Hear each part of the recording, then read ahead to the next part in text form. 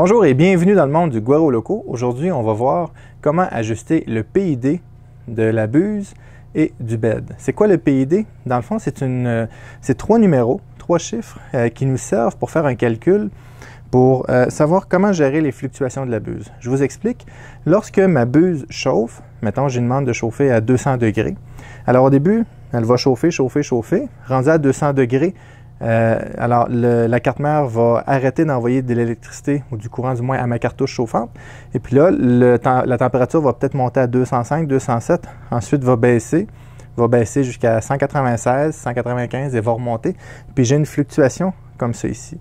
Le PID, c'est trois numéros que je rentre dans le Marlin sur la carte mère, et puis qui va aider à compenser pour ça. C'est-à-dire que lorsqu'il va arriver, par exemple, à 197, il va arrêter de chauffer pour monter à 200.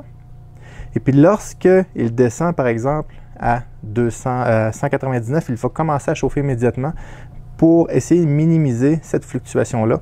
Même chose pour le bed. J'ai installé Marlin 1.9 sur la Tevo Flash, et puis je me suis aperçu que le bed, je le mettais à 50, et comme c'est un bed qui est directement sur l'AC, sur le courant alternatif, sur le 110 volts ici au Canada ou 220 en Europe, alors le bed montait jusqu'à 60, 10 degrés plus haut, et redescendait jusqu'à 45 et ainsi de suite. Alors, c'est pas très utile pour avoir un petit peu de précision. Un coup le bed ajusté, le bed monte au maximum maintenant à 52 et descend à 49. On va regarder comment faire ça. C'est très simple. Vous devez avoir certaines choses de configurées dans le Marlin. C'est ce qu'on va regarder, à savoir qu'est-ce qui doit être configuré dans le firmware, premièrement, et puis comment est-ce que je fais pour le configurer. Allons-y. Alors, la première des choses qu'il faut s'assurer, c'est dans le firmware Marlin, dans configuration.h, je vais chercher la ligne PID TEMP. Et puis ici, au début, si vous avez deux barres obliques comme ça veut dire qu'il n'est pas activé. Alors, PID temp doit être activé. Et puis, vous devez rechercher aussi PID temp bed qui doit être activé. Alors, moi, sur mon firmware, présentement, il est activé. Donc, tout est beau. Je peux fermer ça ici. Maintenant, je vais brancher mon imprimante via le USB. Et je vais l'allumer. Maintenant, je vais aller dans... Moi, j'utilise Simplify 3D. Vous pouvez utiliser Cura ou tout autre slicer qui permet de contrôler l'imprimante. Et puis ici, moi, je suis sur le COM6. Je vais me connecter. Et voilà, je suis connecté à l'imprimante. Parfait. Si vous voulez voir les options qu'il y a de disponibles ou d'activer dans votre imprimante, tapez la commande M503 en majuscule, excusez-moi. M503. On va arrêter le défilement. Et puis ici, on a, par exemple, mon Linear Advance est activé à 0.2. Évidemment, ça, c'est pour le Marlin 1.9. Est-ce que je vois mon Linear, je vois pas mes PID? Oui, ils sont ici. Alors, voyez-vous, ici, j'ai mon PID pour ma buse qui est à 22.20.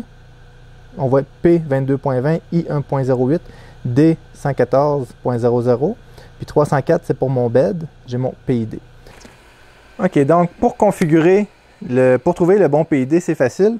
Tout ce que j'ai à faire, c'est de venir ici dans Simplify 3D ou dans Cura, l'outil que vous utilisez. Et puis, je viens taper M en majuscule, M303, E0.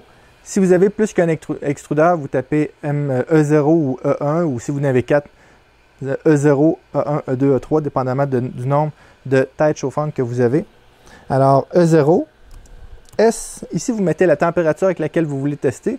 Moi, j'imprime beaucoup de PLA avec ça, donc je vais le tester avec une température de 210, vu que j'imprime à 205. Puis ici, mettons, je vais imprimer à 215, ben, je suis un petit peu entre les deux, là. Donc, 210. Et puis, combien d'itérations, combien de fluctuations que je veux générer? Je vais en faire 8, je peux en faire 3, je peux en faire 10. 8, je trouve que c'est un bon milieu. Je m'assure que je suis verbeux ici. Autrement dit que j'ai tous les logs détaillés. Et je fais envoyer. Et c'est marqué ici Autotune Start. Alors, si je vais dans mes graphiques de température, on va voir que la température va peut-être monter à 225 Ensuite, il va redescendre à 210, 205. Il va faire ces fluctuations-là pendant 8 fois. Puis après, on va avoir la valeur de l'AutoTune. Une fois que ça va être terminé, lorsque vous allez voir AutoTune Finished, je vous recommande de décocher verbeux parce que sans ça, les logs de température vont venir remplir la fenêtre et vous allez avoir de la misère à trouver l'information.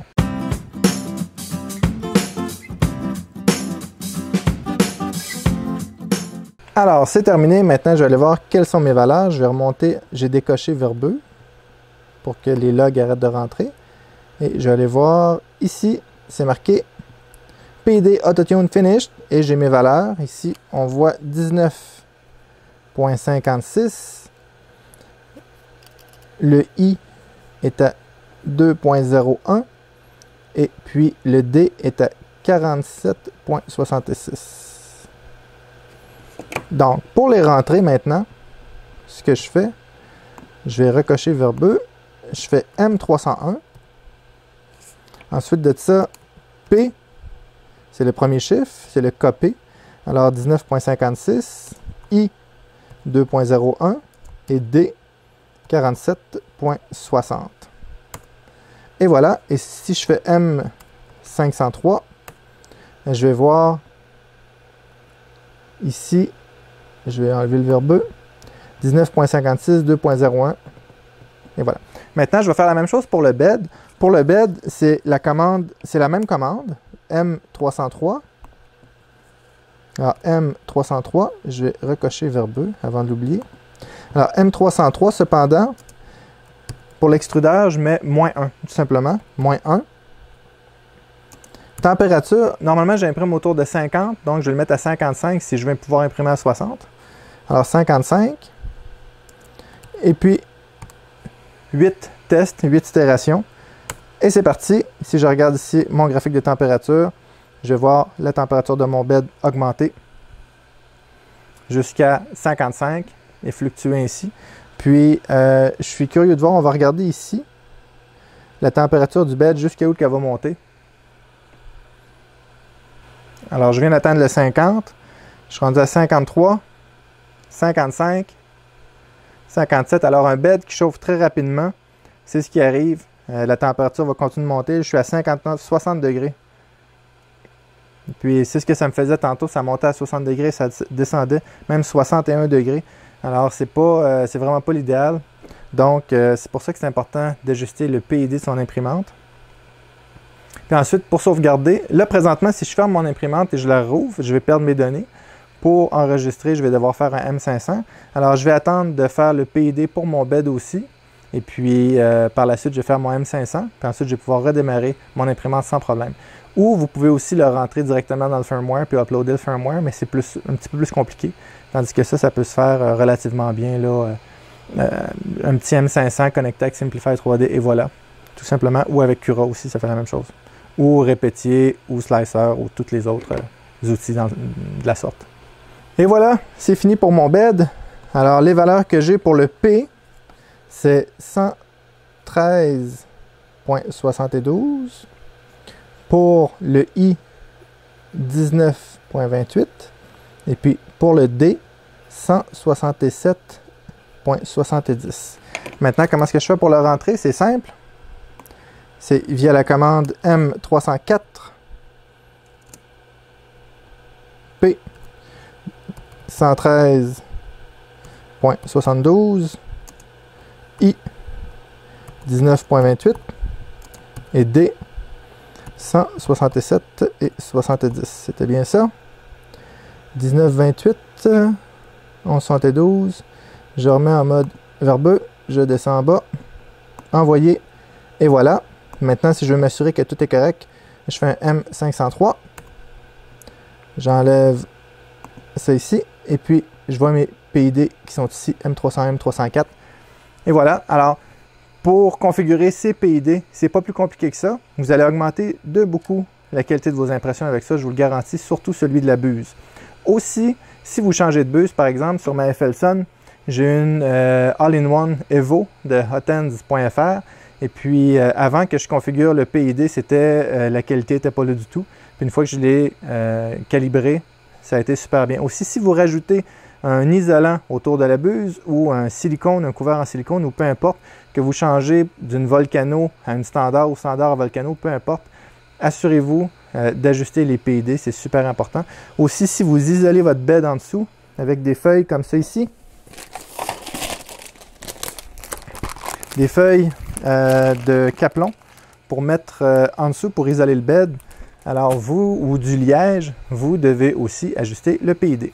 Si vous voulez avoir une température stable sur votre bed, parce que vous savez, une grosse fluctuation de température peut faire décoller votre pièce.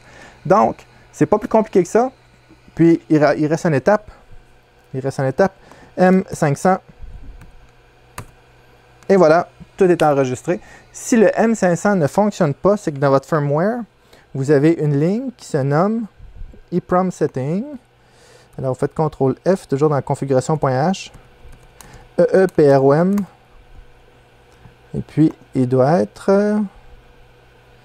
il faut chercher EEPROM Setting. Parfait. Non, excusez.